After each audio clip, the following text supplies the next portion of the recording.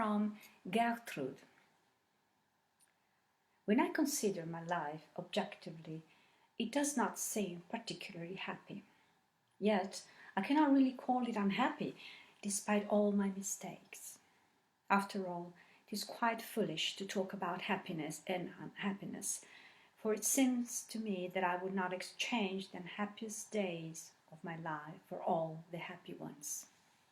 When a person has arrived at a stage in life when he has tasted good and bad to the full, and has carved out for himself alongside his external life an inner, more real existence, then it seems my life has not been empty and worthless.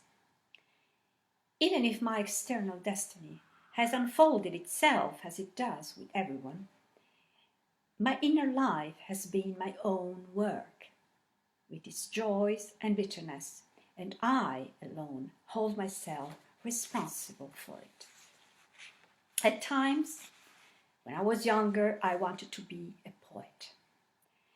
If I were, I would not resist the temptation of tracing back my life into the dim shadows of my childhood, to the fondly preserved sources of my earliest memories.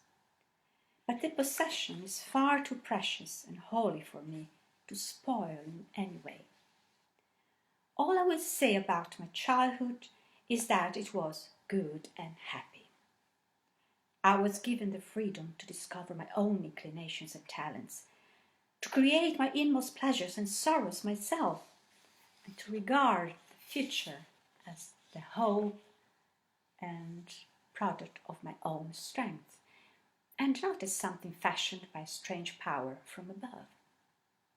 So I passed unnoticed through the schools as an ordinary, little, talented, but quiet scholar who was finally left alone, as I did not seem to be subjected to any strong influences. When I was about 6 or 7 years old, I realized that among all invisible powers, I was destined to be most strongly affected and dominated by music. From that time, I had my own world, my sanctuary, my heaven, and no one could take it away from me or belittle. And that I did not wish to share with anyone. I was a musician, although I did not learn to play an instrument before my 12th year, and I did not think that I would later wish to earn my living by music. That is how matters have been ever since, without anything being essentially changed, and that is why, on looking back on my life, it does not seem varied and many-sided, but from the beginning it has been tuned to one key note and directed solely to one star. Whether things went well or badly with me, my inner life remained unchanged. I might sail for long periods across foreign seas, not touching a manuscript book or an instrument, and yet at every moment there would be a melody in my blood, and on my lips a beat and rhythm in the drawing of breath and life. However eagerly I sought salvation, oblivion, and deliverance in many other ways, however much I thirsted for God, understanding, and peace, I always found them in music alone. It did not need to be Beethoven or Bach. It has been a continual consolation to me and a justification for all life that there is music in the world, that one can at times be deeply moved by rhythm and pervaded by harmonies. Oh, music! Of all the conceptions of pure bliss that people and poets have dreamt about, it seemed to me that the one of listening to the harmony of the spheres was the highest and most intense.